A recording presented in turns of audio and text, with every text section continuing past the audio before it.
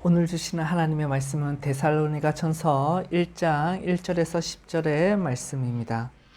제가 하나님의 말씀을 받들어 읽겠습니다.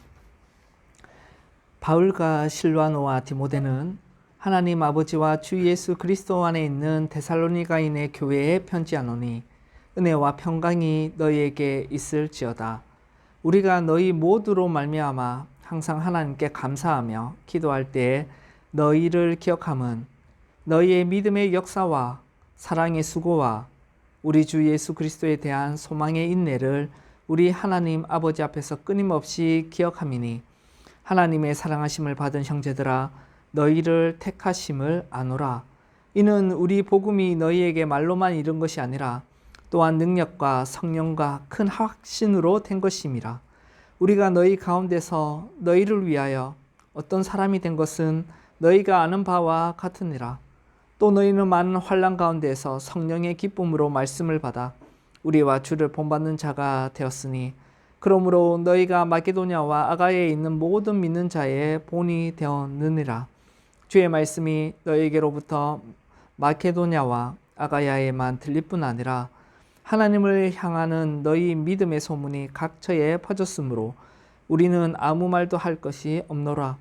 그들이 우리에 대하여 스스로 말하기를 우리가 어떻게 너희 가운데에 들어갔는지와 너희가 어떻게 우상을 버리고 하나님께로 돌아와서 살아계시고 참되신 하나님을 섬기는지와 또 죽은 자들 가운데서 다시 살리신 그의 아들이 하늘로부터 강림하실 것을 너희가 어떻게 기다리는지를 말하니 이는 장래의 노하심에서 우리를 건지시는 예수시니라. 아멘. 2절부터 4절을 제가 한 번 더 읽겠습니다. 우리가 너희 모두로 말미암아 항상 하나님께 감사하며 기도할 때에 너희를 기억함은 너희의 믿음의 역사와 사랑의 수고와 우리 주 예수 그리스도에 대한 소망의 인내를 우리 하나님 아버지 앞에서 끊임없이 기억함이니 하나님의 사랑하심을 받은 형제들아 너희를 택하심을 아노라. 아멘. 택함받은 성도의 세 가지 모습, 택함받은 성도의 세 가지 모습이란 제목의 이제 세 번째 설교입니다. 사도 바울은 데살로니가 교회 성도들이 믿음의 역사라는 것은 행위를 말하는 것이죠. 믿음의 역사와 사랑의 수고와 그리고 소망의 인내를 가지고 있다고 말하며 이로써 그들의 택하심을 내가 안다라고 그렇게 선언하고 있습니다. 믿음과 소망과 사랑은 이제 우리가 익히 마음에 새겼듯이 성도에게 있어서 항상 있어야 할 것입니다. 믿음과 소망과 사랑은 눈에 보이지는 않지만 믿음은 행위라는 열매를, 그리고 사랑은 수고라는 열매를, 그리고 소망은 인내라는 열매를 맺음으로 우리는 그 행위와 그리고 수고와 그리고 인내로서 그 사람이 또 우리 자신이 믿음과 소망을 사랑을 가진 자요 또한 하나님의 택함을 받은 자인 것을 알게 되는 것입니다.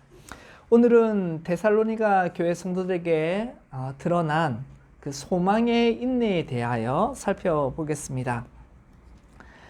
소망의 인내는 우리가 2주 동안 살펴본 것처럼 믿음의 역사와 사랑의 수고에 비해서는 이해하기가 참으로 쉽습니다. 비교적 이해하기가 쉬운 것이죠.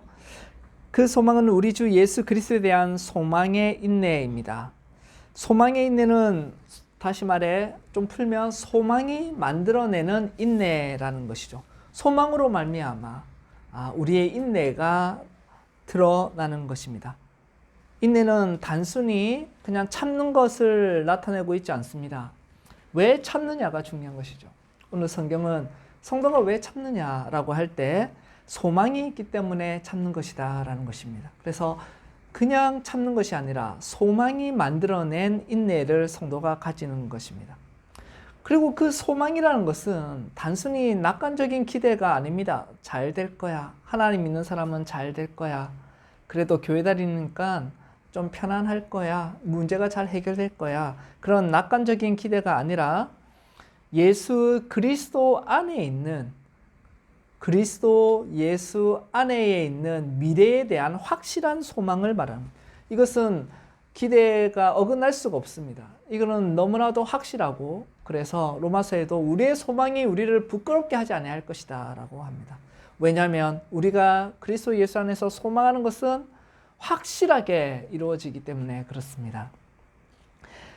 그러면 데살로니가 교회에 나타난 소망의 인내라는 게, 그 인내라는 게 구체적으로 무엇을 말하고 있는 것입니까? 데살로니가 교회는 핍박 가운데에 있었습니다. 그러므로 여기 문맥에서 인내라는 말은 핍박 가운데서 믿음을 지키는 것이죠. 그 어떤 핍박 가운데서도 믿음을 지키는 것입니다. 그리스도인이 직면하는 모든 어려움과 박해 가운데 믿음을 지키는 것, 그 인내가 택함받은 성도들에게 나타난다라는 것입니다. 데살로니가 교회가 핍박을 받았다라는 구절들이 데살로니가 전후서에 골고루 드러납니다. 먼저 데살로니가 전서 2장 14절을 보십시오. 형제들아, 너희가 그리스도 예수 안에서 유대에 있는 하나님의 교회를 본받는 자 되었으니 그들이 유대인들에게 고난을 받음과 같이 너희도 너희 동족에게서 동일한 고난을 받았느니라. 예루살렘 교회의 유대인들이 또한 동족 유대인으로부터 박해를 받듯이 데살로니가 교회 성도들도 고난을 받고 있습니다. 데살로니가 후서 1장 4절에서 5절의 말씀, 데살로니가 후서의 말씀을 보면, 그러므로 너희가 견디고 있는 모든 박해와 환난 중에서 너희 인내와 믿음으로 말미암아 하나님의 여러 교회에서 우리가 친히 자랑하노라. 이는 하나님의 공의로운 심판의 표요 너희로 하여금 하나님 나라에 합당한 자로 여김을 받게 하려 함이니 그 나라를 위하여 너희가 또한 고난을 받느니라 라고 말씀합니다. 황제 숭배와 그리스 로마의 신들을 섬기는 그 사회 속에서 우리가 익히 살펴보았듯이 우상을 버리고 예수 그리스도를 주로 믿고 그분의 말씀에 따라 삶을 개혁해 나가고, 그리고 세상 사람들과는 달리 모두가 그렇게 살지만 그들과 달리 구별된 거룩한 생활 방식을 살아갈 때에 신자에게 있어서는 극심한 반대가 있을 수밖에 없습니다. 왜냐하면 사탄은 신자가 하나님의 백성답게 살아가는 것을 싫어하고 그냥 두지 않습니다. 내 삶에 신자로서의 고난이 없으면 사탄이 그냥 둔다란 말이죠. 그것은 사탄이 인정하는 것입니다. 너는 하나님 백성답게 살아가는 게 아니야 라고 인정하는 것이죠. 사탄은 유혹과 미혹으로 핍박하며 성도의 삶을 공격합니다. 신자의 삶에는 항상 어려움이 있습니다. 극단적으로는 목숨이 위협받는 박해가 일어나기도 합니다. 예수님이 그러셨죠. 예수님께서 하나님 아버지의 뜻에 따라 사셨기 때문에 십자가에 못 박혀 죽으셨습니다. 예루살렘 교회에게도 예수님을 믿는 믿음으로 말미암아 고난이 있었습니다. 사도행전에 보면 사도들에게도 예수님으로 인해 능력과 핍박을 받았습니다. 예수님보다 제자들이 더 나은 대우를 받을 수 없기 때문에 그렇습니다. 따라서 데살로니가 교회도 어김없이 핍박이 있었습니다. 그리고 참 신자와 교회는 우리의 믿음을 넘어뜨리려는 어려움과 핍박 가운데 항상 처하게 되는 것입니다. 이 핍박 가운데서 데살로니가 교회는 믿음을 지켰고, 그것이 바로 인내입니다. 인내는 핍박 가운데 믿음을 지키는 것입니다. 그러면 데살로니가 교회가 인내할 수 있었던 이유가 뭐냐라고 할 때, 바로 우리 주 예수 그리스도에 대한 소망을 가졌기 때문이다라고 3절은 설명하고 있습니다. 믿음의 행위, 사랑의 수고라고 말할 뿐만 아니라 소망의 인내를 이야기할 때는 그 소망이 무엇인지를 정확하게 표현하고 있습니다. 바로 우리 주 예수 그리스도에 대한 소망. 주라는 것은 왕이라는 말이죠. 우리의 왕 예수 그리스도에 대한 소망을 가짐으로 그 그리스도에 대한 소망이 바로 핍박 가운데서도 믿음을 지켜내는 인내를 만들어냈다라고 합니다. 그러므로 신자가 핍박과 고난 가운데서 인내하고자 한다면 내가 인내해야지 이렇게 내 의지적으로 결심하는 일보다는 넘어서서 예수 그리스도에 대한 소망을 갖는 일에 힘써야 인내할 수 있는 것입니다. 나의 의지를 우리가 결심도 분명히 필요하지만 그것에 우리의 인내가 달려있는 것이 아니라 은혜를 많이 받아야 되는 것이죠. 예수 그리스도를 향한 소망이 커지면 커질수록 그 소망이 너무나 확실하면 확실할수록 우리는 어떠한 고난 가운데서도 역경 가운데서도 인내할 수가 있습니다. 데살로니가 교회는 예수 그리스도에 대해서 그러면 또한 어떠한 소망을 가졌을까요? 그들은 예수 그리스도에 대해서 무엇을 기대하였습니까? 10절에 보면 또 죽은 자들 가운데 다시 살리신 그의 아들이 하늘로부터 강림하실 것을 기다렸다라는 것이죠. 그래서 예수 그리스도의 재림이 바로 그들이 기대했던 소망이라는 것입니다. 예수 그리스도에 대한 소망은 단순히 삶이 나아질 것이다 라는 막연한 기대가 아니라 예수 그리스도의 재림입니다. 왜냐하면 성도로 살아갈 때 여러분 우리가 어려운 일이 있을 때 문제가 곧 해결되기를 바랍니다. 예수님에 대한 소망을 가져 예수님 이 문제가 해결되게 해주십시오. 우리는 그러기를 바라고 고난과 폭풍과 같은 그런 역경의 시간이 지나가기를 바랍니다. 고난의 시간이 그 하나님께 소망을 둠으로써 우리는 그 시간을 이겨내기를 바랍니다. 그러면 그 고난과 역경과 우리의 그 괴로움은 언제 끝나냐라고 할 때 사실은 이 땅에서는 끝이 없습니다. 이 땅에서는 고난받을 수밖에 없습니다. 하지만 예수 그리스도께서 오실 때의 최종적인 구원을 우리가 누리는 것이죠. 그래서 데살로니가 교회에게 있어서 그리스도 안에 소망이라는 것은 하나님, 예수님 지금 이 핍박이 있는데 이웃들이 지금 우리를 핍박하는데 우상을 섬기지 아니한다고 너무 손해가 많은데 빨리 이 일이 해결되게 해주십시오라는 그 소망이 맞습니다. 근데 그 소망이 궁극적으로 언제 성취될 것을 알고 있습니까? 예수 그리스도께서 오심으로 그런 것입니다. 그래서 여러분 우리는 예수 그리스도에 대한 소망을 가지고 살아갑니다. 몸이 아프거나 일이 잘 안 되거나 여러 역경 가운데서도 우리는 그 소망을 가지고 기도하는데 그 소망의 본질은 뭐냐? 예수 그리스도의 재림이다라는 것입니다. 예수님 다시 오시기를 우리가 소망하고 있습니다. 예수님이 다시 오실 거기 때문에 재림이 너무나도 확실하기 때문에 우리는 이 상황 가운데서 인내하며 견뎌낸다라는 것입니다. 우리 주, 우리의 왕이신 그리스도 예수님이 다시 오셔야지 모든 인생의 문제와 그리고 괴로움이 근본적으로 해결되는 것입니다. 예수님의 재림으로 그러면 신자가 기대할 수 있는 것이 무엇입니까? 여러 가지를 설명할 수 있습니다. 우리가 곧 대림절을 또 맞이할 것인데 그때 우리가 묵상하는 것은 2000년 전에 오신 예수님뿐만 아니라 예수님이 다시 오실 것을 묵상하는 것이죠. 우리는 예수님이 다시 오실 때 무엇을 기대할 수가 있습니까? 여러 면으로 여러 가지를 말씀드릴 수 있지만 저는 세 가지만 말씀드리고자 합니다.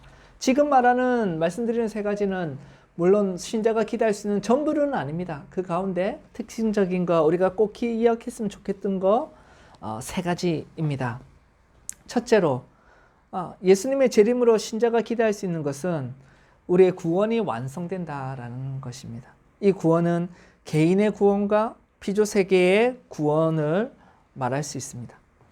개인의 구원이 완성됩니다. 신자는 예수님이 재림하실 때 죽은 몸이 부활하여서 그리스도의 영광스러운 몸과 같이 됩니다. 우리가 이 땅에서 그리스도를 닮기 원하는 이 몸부림의 성화가 완성됩니다. 이 땅에서는 하나님을 믿어도, 예수님을 믿어 신자가 되어도 우리는 아담의 죄로 인한 노화를 겪고 죽음을 겪고 또 이별의 아픔을 겪습니다. 신자 안에 자리 잡고 있는 죄성으로 우리 스스로는 죄에 빠지고 우리의 영혼은 상처를 입고 또 하나님을 원하는 만큼 사랑하지 못하기에 또한 하나님께서 이 땅에서 징계를 주시기도 하고 사탄과 세상의 유혹과 미혹에 노출되어 우리는 영적으로 또 육적으로 괴로울 때가 많이 있습니다. 하지만 예수님이 오시면 우리는 죄로부터 완전히 구원받는 구원이 완성되는 것입니다. 예수님이 오실 때에 비로소 신자는 완전한 하나님의 형상을 변화됩니다. 형상으로 변화되는 것이죠.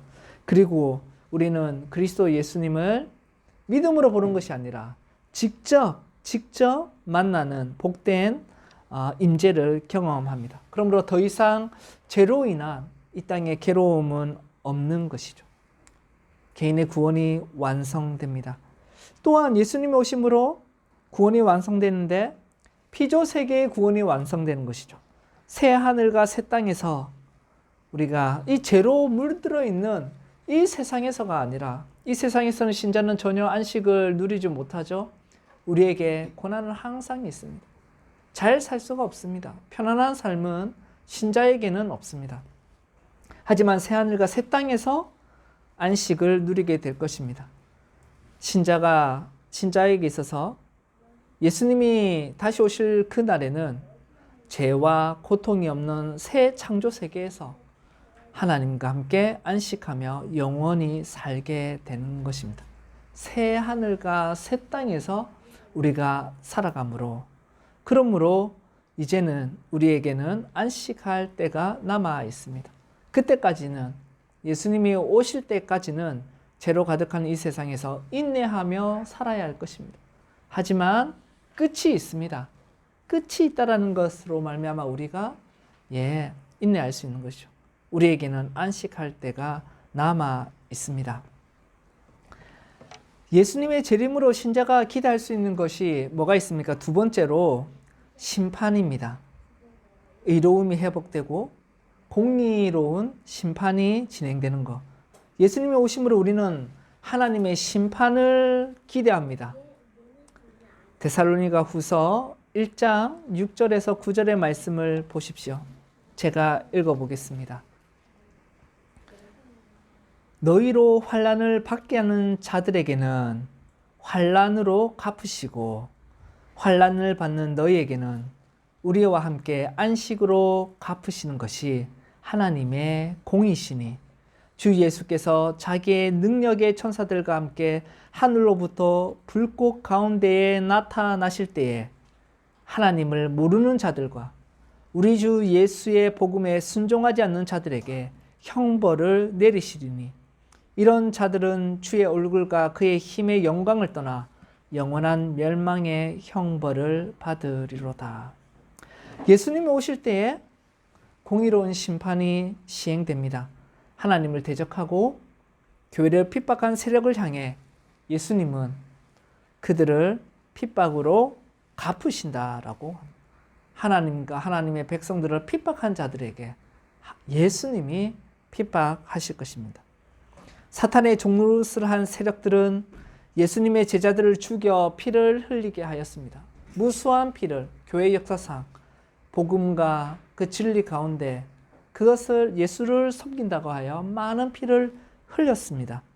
예수님께서는 마지막 날에 요한계시록 19장에 보면 그들을 마치 포도주 틀에 포도주를 넣고 밟아서 포도주를 짜내듯이 그들을 진노의 틀에 넣어서 주님께서 그들의 피를 흘리게 하시겠다라고 그렇게 말씀하십니다.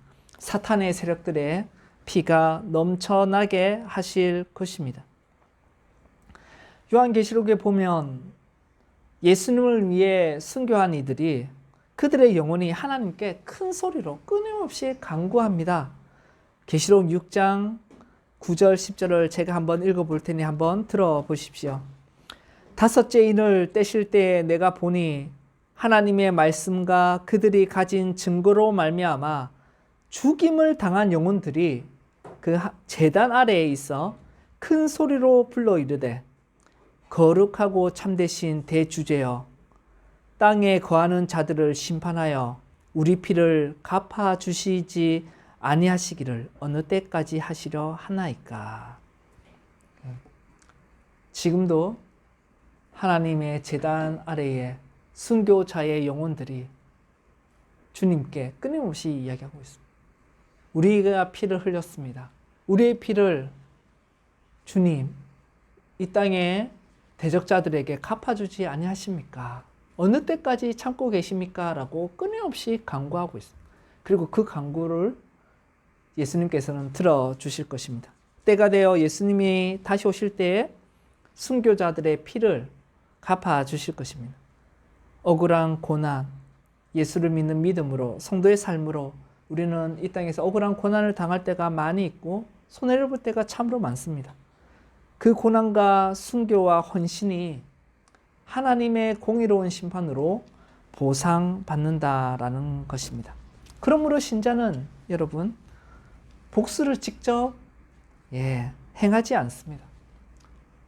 이 시대가 용서라는 것이 너무나도 나약하고 용서하지 않을 권리를 오히려 주장하고 있고 많은 영화를 보면 복수 시리즈가 통쾌하고 많은 사람들에게 관심을 끌고 있습니다.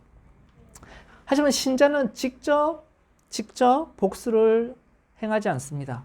대신에 하나님이 친히 정말 공의로서 완벽한 공의로서 그 어떤 사심도 없이 그 어떤 부패도 없이 비리도 없이 온전한 정의로서 완성하신다라는 소망을 우리는 가지고 있습니다.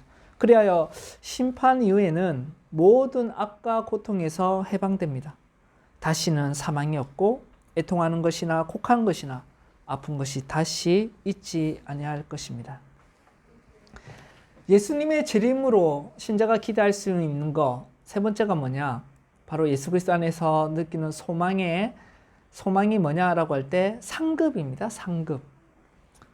신약 성경은 예수 그리스도를 믿는 신자도 최후의 심판대 앞에 선다고 분명히 가르칩니다. 우리가 다 그리스도의 심판대 앞에 나타나서 각각이 선악간에 그 몸으로 행한 것을 따라 심판받는다라고 말씀합니다. 고린도후서 5장의 말씀이죠. 우리가 다 하나님의 심판대 앞에 설 것입니다.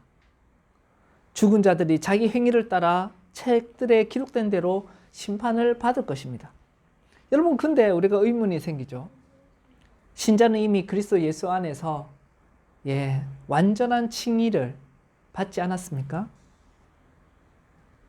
로마서 8장에 그러므로 이제 그리스도 예수 안에 있는 자에게는 결코 정죄함이 없다고 했습니다. 그러면 왜 신자는 최후의 심판대에 불신자들과 함께 그 심판대에 서는 것입니까?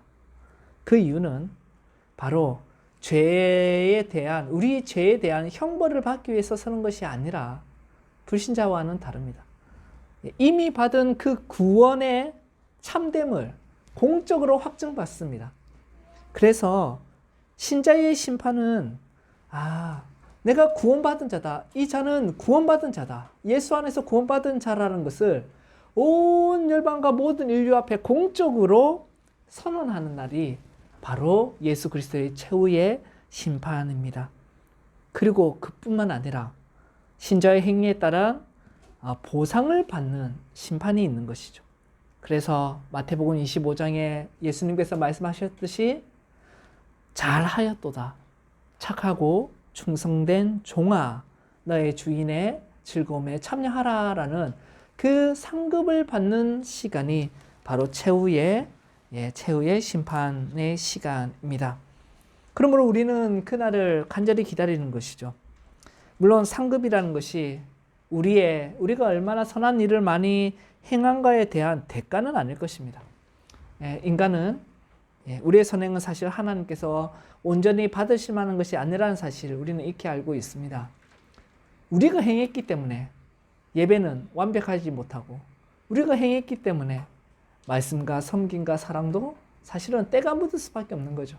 그럼에도 불구하고 주님께서는 예수 그리스도 안에서 그것을 받아주시는 것이죠. 그리고 거기에 대해서 우리가 받을 자격은 없지만 또한 보상을 해주시는 것입니다. 은혜이죠. 그래서 모든 상급은 결국 예수 그리스도 안에서 받는 것이고, 신자는 그 예수 그리스도의 충만함 안에 거함으로써 우리는 상을 받습니다. 따라서 신자는 어떠한 역경 속에서도 최후의 심판 앞에서 상급을 받을 것을 바라보면서 우리는 성도의 삶을 꿋꿋하게, 아무리 손해가 있고 괴롭고 고단하고 피곤하여도 인내하며 살아가는 것입니다. 결론 및 적용입니다. 사랑하는 성도 여러분, 예수님께서 제자들을 파송하시면서 내가 너희를 보냄이 양을 이리 가운데 보낸 것 같다라고 말씀하셨습니다. 생각해 보십시오. 이리 가운데 있는 양입니다. 예. 그 양이 온전하게 지낼 수 있겠습니까? 이리로 인하여서 잡아먹히지는 않겠죠. 잡아먹히지는 않을 것입니다. 주님이 보호하시기에. 하지만 이리들이 얼마나 양들을 물어뜯고 괴롭히겠습니까? 바로 이리 가운데 있는 양이 이 땅에 성도와 교회가 처한 상황입니다. 예수님은 세상에서 너희가 환난을 당한다라고 사실은 우리가 받아들이고 싶지 않은 말씀을 하셨습니다. 여러분, 신자는, 교회는 이 땅에서 환난을 당합니다. 교회가 환난을 당하지 않으려고 힘을 기르려고 할 때마다 오히려 교회는 죽어갔던 것이죠. 하지만 예수님은 세상에서 너희가 환난을 당한다라고만 단언하신 것이 아니라 이어서 담대하라, 용기를 내어라, 내가 세상을 이겨노라 라고 또한 말씀하셨습니다. 세상을 이기신 우리 주 예수 그리스도, 그분이 다시 이 땅에 오셔서 모든 것을 해결하실 것임을 우리가 소망함으로 우리는 모든 괴로움과 영적 싸움과 환난과 핍박에서 인내할 수 있는 것입니다. 이 인내는 예수 그리스도의 영이신 성령께서 주시는 것입니다. 성령님이 우리 안에 계심으로 신자 안에 하나님의 씨앗, 하나님의 생명을 두시고 소망을 보존해 주시기 때문에 신자는 끊임없이 끝까지, 택함받은 신자는 믿음을 잃지 않고 종말의 영광을 바라보며 인내합니다. 따라서 인내하는 자들은 바로 택함받은 증거가 되는 것이죠. 이것을 두고 성도의 견인이라고 합니다. 견인. 여기서 견인은 우리가 자동차 견인하듯이 하나님이 끌고 간다는 말이 아니라 견고한 인내입니다. 신자는 성령 안에서 견고한, 건실한, 정말 그러한 인내를, 굳건한 인내를 이루어내는 것입니다. 하나님이 택하신 자를 끝까지 하나님이 믿음 안에서 보존하십니다. 그렇기 때문에 성도는 성령 안에서 끝까지 견고하게 인내하고 영원한 구원을 이루어 가는 것이죠. 따라서 신자가 인내하는 것은 자신의 의지가 아닙니다. 하나님의 약속을 신뢰하는 성령께서 주시는 그 소망 때문인 것입니다. 그리스도 안에서 우리가 소망을 가지면요, 이 소망이 우리의 시선을 이 땅에, 이 고난이 가득한 이 세상에 그냥 두게 하지 않고 그 그리스도 안에 있는 소망이 우리의 눈을 들어서 이 세상 너머로 하나님께서 그리스도 안에서 약속하신 최종적인 구원, 그리고 그 영광에 우리의 시선을 고정하도록 하는 것이죠. 따라서 우리는 끊임없이 그리스도 안에 소망을 품어야 됩니다. 그러므로 우리 신자는 그리스도의 소망, 그리스도께서 다시 오실 것을 기대하며 그 가운데 인내하고 살아야 하는 것이죠. 무엇을 기대한다고 했습니까? 3가지 말씀드렸죠. 적용해 봅시다. 주님이 다시 오실 때 우리는 우리의 구원이 완성될 것을 소망하며 인내합시다. 주님이 오시면 우리의 구원이 완성될 것을 소망하며 인내합시다. 우리의 고생이 끝이 난다라는 겁니다. 죄로 인한 고생이 끝이 납니다. 끝이 있습니다.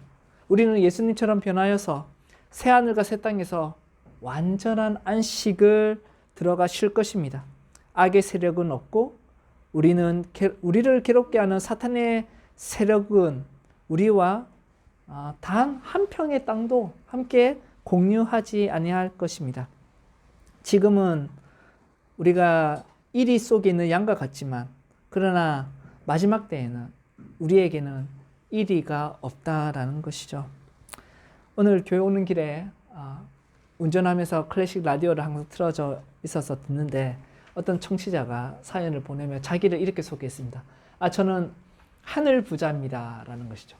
그래서 왜 하늘 부자가 무슨 뜻인가 라고 할 때 땅 부자가 아니라는 겁니다. 이 서울에 살고 있는데 자기 땅이 한 평도 없대요. 근데 그냥 하늘만 쳐다보는 거죠. 하늘 쳐다보면 하늘이 뻥 뚫려 있는데 나는 이 하늘은 5만 평이 자기 땅 하늘 부자, 하늘을 5만 평 가지고 있는 누구입니다 라면서 이렇게 사연을 보냈습니다. 여러분 그걸 들으면서 진짜 하늘 부자가 누굽니까? 우리들입니다. 우리가 이 땅에서 땅 부자가 되고 싶어서 열심히 살아가는 일도 있겠지만 그러나 이 땅은 우리의 것이 아닙니다. 썩어지고 없어질 것입니다. 주님께서 보물을 하늘에 쌓아두라고 말씀하셨습니다. 우리가 하늘 부자죠. 우리가 진짜 하늘 부자죠. 믿지 아니하는 자들이 그냥 하늘을 바라보고 저 5만 평의 하늘은 내 거다라고 하더라도 그 소망은 사실 아무런 위안이 되지 못할 것입니다. 그러나 참된 신자는 새 하늘과 새 땅에서 정말 5만 평이 무엇이겠습니까? 우리에게 안식이, 그 땅이 우리의 것이 된다라는 것입니다. 그러므로 주님이 다시 오실 때 우리의 구원이 완성될 것을 소망하며 인내합시다. 또한 두 번째로 예수님이 오시면 성도를 괴롭히고 교회를 핍박하는 모든 세력이 심판받을 것임을 기억하며 소망하며 우리는 또한 이 세상에서 인내합시다. 지금 억울하고 분노하고픈 일들이 있다 할지라도 직접 복수하지 마시고 하나님께 기도합시다. 분노가 있을수록 내가 갚으려 하면 안 됩니다. 오히려 그것은 자기를 파괴할 뿐입니다. 신명기 32장에 원수 갚는 것과 보복하는 것이 내게 속한 것이다 라고 하나님께서 말씀하십니다. 잠언 20장에 너는 악으로 갚지 말고 여호와를 기다리라. 그가 너를 구원하시리라 라고 말씀합니다. 내가 아니더라도 여러분 지금 내가 아니더라도 하나님 너무 억울해요. 내가 아니더라도 피 흘려서 순교한 자들이 끊임없이 제단에서 주님 언제까지 참고 계십니까? 언제까지 내가 흘린 피를 보복해 주시지 않습니까? 라고 큰 소리로 계시록 보니까 큰 소리로 하나님께 지금 간구하고 있습니다. 그리고 오늘 말씀에도 너희로 환난을 받게 하는 자들에게 환난으로 갚으시겠다라고 데살로니가 후서의 말씀에서 분명히 말씀하시죠. 너희로 환난을 받게 하는 자들에게는 예수님이 환난으로 갚아 주십니다. 그러므로 소망 안에서 기다리고 인내합시다. 여러분, 교회와 신자를 정말 신앙 때문에 핍박하는 자들은요, 그들이 몰라서 그렇지 신자는 진짜 무서운 사람들입니다. 내가 힘껏 복수하는 것 대신에 내가 때려봤자 얼마나 때리겠습니까? 내 힘으로. 그렇죠? 내 힘으로. 죽을 힘을 다해서 복수를 해도 얼만큼 하겠습니까? 근데 내 힘으로 하지 않는 것이죠. 나보다 비교할 수 없는 전능하신 하나님께 하나님이 대신 때려주십시오. 하나님이 대신 처벌해 주십시오라고 그 매를 자기 손에 든 매를 하나님께 드리는 것입니다. 하나님이 나를 대신해 보복해 주시기를 기다리는 자들입니다. 하나님께 심판받아 완전히 망할 것이 눈에 보이니까 불쌍한 거죠. 신자의 눈에 이제 그들이 불쌍해 보이고 그래서 잘해주는 것이죠. 우리는 이 땅의 핍박자들을 축복하며 긍휼을 베풀어 줄 수밖에 없습니다. 왜냐? 하나님께 맞을 일들이 눈에 보이니까. 하나님께서 진노의 포도줄에 넣어서 밟으실 일이 눈에 보이기 때문에 그들을 불쌍히 여길 수밖에 없고, 그리고 우리는 악을 악으로 갚지 않습니다. 악을 손으로 갚습니다. 심판은 하나님이 대신해 주시기 때문에 그렇습니다. 그러므로 우리는 인내하며 이 땅에서 살아가야 할 것입니다. 세 번째로 상주심을 바라며 인내합시다. 상주심을 바라면서 우리 인내합시다. 예수님이 오실 때 상급을 주십니다. 소망 가운데, 고난 가운데 우리는 인내할 수 있습니다. 이 땅에서 아무런 고난 없이 또 수고함 없이 게으르게 신앙생활을 하는 사람과 반대로 예수를 위하여, 복음을 위하여 신자로 살아가고자 땀을 흘리며 고분분투하고 수고한 사람들, 그리고 주를 위해 죽은 사람들, 천국에서 상급이 다 다릅니다. 다 다릅니다. 우리가 하나님보다 상을 더 중요시해서는 안 되지만, 그렇다고 해서 상급에 대한 기대를 전혀 하지 않는 것 또한 하나님을 기쁘시게 하지 않습니다. 여러분, 항상 이제 반동이라는 게 있죠. 그동안에 교회에서 많은 설교자들이 천국의 상급을 이야기하며 전도나 교회 봉사나 그것을 많이 독려하였습니다. 그 미끼를 가지고 그렇게 하는데, 그 성도들이 우리가 왜 이렇게 봉사해야 되나, 하나님을 섬기는 이유가 뭔가에 대한 강조점보다 상급, 여기서 우리가 좀 가난하게 살았지만 천국에서는 부자로 한번 살아봅시다, 그런 걸 강조하다 보니 우리가 상급에 대한 거부감이 생길 수도 있습니다. 맞죠? 반동이죠. 하지만 여러분, 주님께서 우리에게 상급을 주시기를 기뻐하신다는 것은 또한 꼭 기억합시다. 우리가 상급 자체가 우리의 목적, 하나님보다 더 중요시해서는 안 되지만 주님께서 상급을 주겠으니 열심히 착하고 충성히 살아라고 할 때 우리는 거기에 대해 기쁘게 반응해야 됩니다. 주님 괜찮습니다. 저는 천국만 들어가면 됩니다. 천국에서 거지로 살아도 천국에만 들어가면 되니까 착하고 충성되게 살고 싶지는 않습니다. 고생하고 싶지는 않습니다. 그건 하나님이 기뻐하시는 모습은 아닙니다. 예.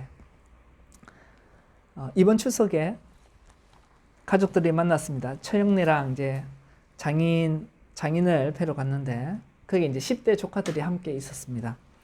가정 예배를 드리고 나서, 원래는 이제 부모님들이 이렇게 용돈을 주잖아요. 명절 용돈 그냥 주고 하는데, 가정 예배를 드리면서 이제 말씀을 전하시고, 그 조카들에게 또 그 말씀 전하는 종이도 다 나눠주면서 퀴즈를 내겠다라는 거예요. 잘 들으라는 거죠. 그래서 이제 믿음에 대한 이야기를 딱 나누고, 그 다음에 이제 기도 제목 나누고 할 때 아이들은 막 지겨워하고 놀고 하니까 그때 열심히 공부를 해서 이제 물어서 답을 딱 이야기를 하면 이제 용돈을 주겠다라고 합니다. 여러분, 그때 아이들이 반응이 어떻게 했습니까? 처음에는 귀찮죠. 안 받고 말지, 그런 게 있지 않겠습니까? A4 한 장짜리 믿음은 무엇인가, 왜 예수를 믿는 믿음이 중요한가, 믿음의 복이 뭔가를 쫙 있는데 그것을 사탄은 어떻게 이 믿음을 공격하나, 이런 내용들이 쫙 있었어요. 그걸 이제 초등학생 저학년, 그리고 또 중학생, 이제 그 아이들이 그걸 보면서 외워야 되니까 얼마나 귀찮아요. 근데 너무나도 기특하게도 걔네들이 이거 안 받고 말죠. 안 받아도 걔네들의 삶에 아무 문제가 없어요. 맞죠? 하기 싫어요, 이렇게 안 하고 하는 겁니다. 그 용돈이 없어도 그만이지만, 하지만 하죠. 왜 합니까? 그 할아버지의 기대가 있는 것이죠. 기대. 그래서 이 아이가 이 퀴즈를 풀고 그 다음에 용돈을 받음으로써 하는 일이 결국은 뭡니까? 그 할아버지와의 사귐이요, 교제입니다. 이거 마찬가지입니다. 우리가 하나님께 상급을 바랄 때, 맞습니다. 우리가 천국 들어가면 되지. 천국에서 거지로 살아도 천국에서 사는데 얼마나 힘들겠어요. 근데 상급을 바라보며 왜 그렇게 우리는 신실하게 또한 살아가려고 합니까? 더욱 그냥 평범하게 살지 않고, 대충 살지 않고, 좀 더 열심히 교회를 섬기고, 또 복음을 위하여 또한 목숨까지 바치는 일들을 왜 합니까? 상급, 주님께서 상급을 주시니까요. 근데 이 상급이, 우리가 상급이 아니라 뭡니까? 그것을 주님께서 주시는 상급을 기뻐하며 주의 뜻에 순종하는 것이 하나님과의 뭡니까? 교제고 사귐이라는 것입니다. 하나님이 기뻐하시는 일이라는 것입니다. 그래서 히브리서 11장 6절에 이렇게 말합니다. 믿음이 없이는 기쁘시게 못하나니 하나님께 나아가는 자는 반드시 그가 계신 것과 또한 그가 자기를 찾는 자에게 상 주시는 이심을 믿어야 할지니라. 그러니까 하나님의 상 주심을 바라고 하나님께 나아가는 자는 하나님을 기쁘시게 하는 것입니다. 필요 없습니다. 안 할래요. 그것은요, 하나님을 기쁘시게 할 수가 없는 것이죠. 그러므로 여러분, 우리가 소망의 인내를 가지고 살아갑시다. 지금의 이 땅의 삶에서 인내는 거룩한 행실을 촉구하고 시련을 견디게 하는 능력을 이루어내는 것입니다. 소망의 인내는 재림을 기다리는, 주님의 다시 오심을 기다리는 그 소망 가운데서 지속적으로 끈기 있게 신앙하는 태도를 말하는 것입니다. 예수님이 다시 오심을 간절히 사모하면서 대림절도 다가오고 있는데 예수님의 다시 오심을 간절히 사모하면서 견고한 인내를 이루어 가시는 모든 성도님들 되시길 간절히 바랍니다. 아멘.